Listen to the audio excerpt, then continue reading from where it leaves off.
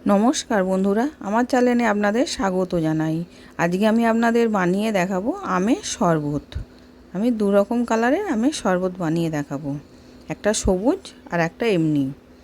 এবার আমটাকে আমি ধুয়ে রেখে দিয়েছিলাম, এবার আমের মুখগুলোকে কেটে নিচ্ছি।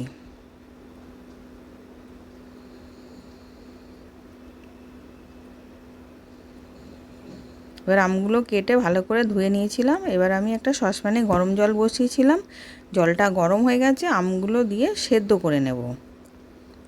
এবার আমগুলোকে দিয়ে দিলাম, আদার টুকরো দিলাম, দুটো কাঁচা লঙ্কা দিলাম, দিয়ে এবার আমটা সেদ্ধ হয়ে গেছে, নাবিয়ে আমি ঠান্ডা করে নেব। এবার আমি একটা ভাজা মশলা করছি, দুটো শুকনো লঙ্কা, গোলমরিচ গোটা আর জিরে দিয়ে ভালো করে ভেজে নেব।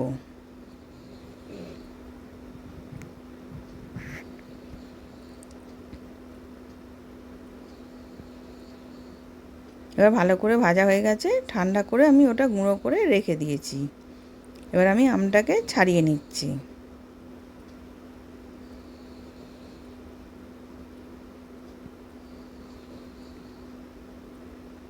এবার আমের পাল্পটাকে আমি চামচে করে বার করে নিলাম। এরকম করে আমি সব আমগুলোকে করে নেব।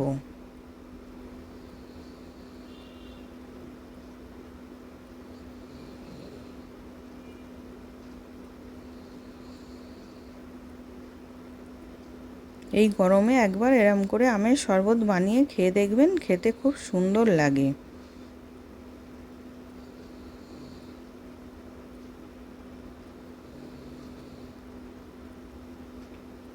এবার হয়ে গেছে। এবার আমি একটা মিক্সির বাটি নিয়েছিলাম, মিক্সির বাটির মধ্যে আমটাকে ঢেলে নিচ্ছি, নিয়ে পেস্ট করে নেব।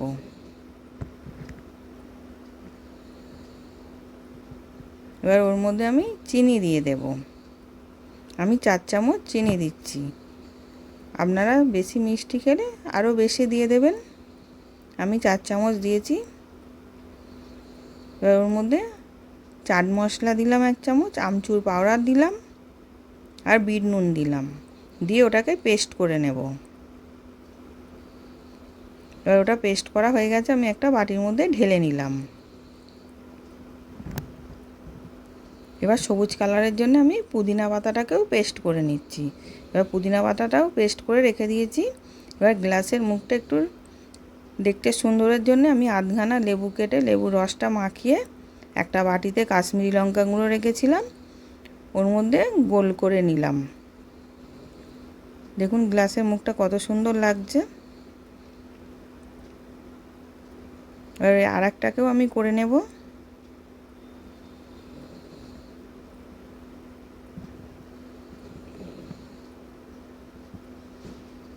এবার দুটোই করা হয়ে গেছে। এবার আমি একটা গ্লাসের মধ্যে বরফ দিলাম।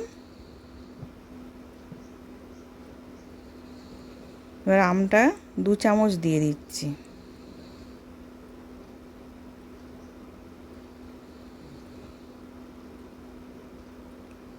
ভাজা মশলাটা 1/2 চামচ দিলাম আর ঠান্ডা জল দিয়ে দিলাম।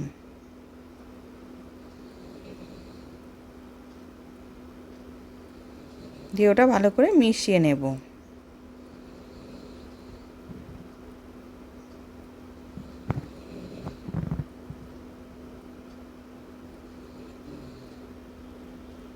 এবার ওর মধ্যে আর একটুখানি আমি বিট নুন দিয়ে দিলাম, দিয়ে এবার মিশিয়ে এটা রেডি হয়ে গেছে। আমি সাইডে রেখে আর একটা আমি তৈরি করে নেব। এবার ওর মধ্যেও আমটাকে 2 চামচ দিলাম।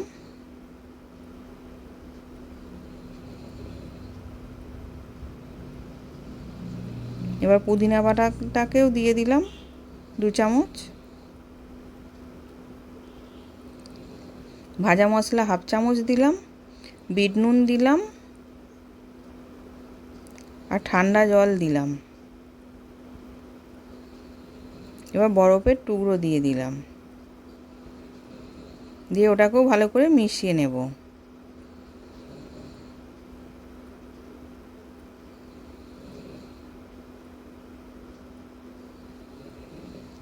এবার রেডি হয়ে গেছে। নতুন নতুন রেসিপি দেখতে লাইক দিয়ে ফলো করে রাখো।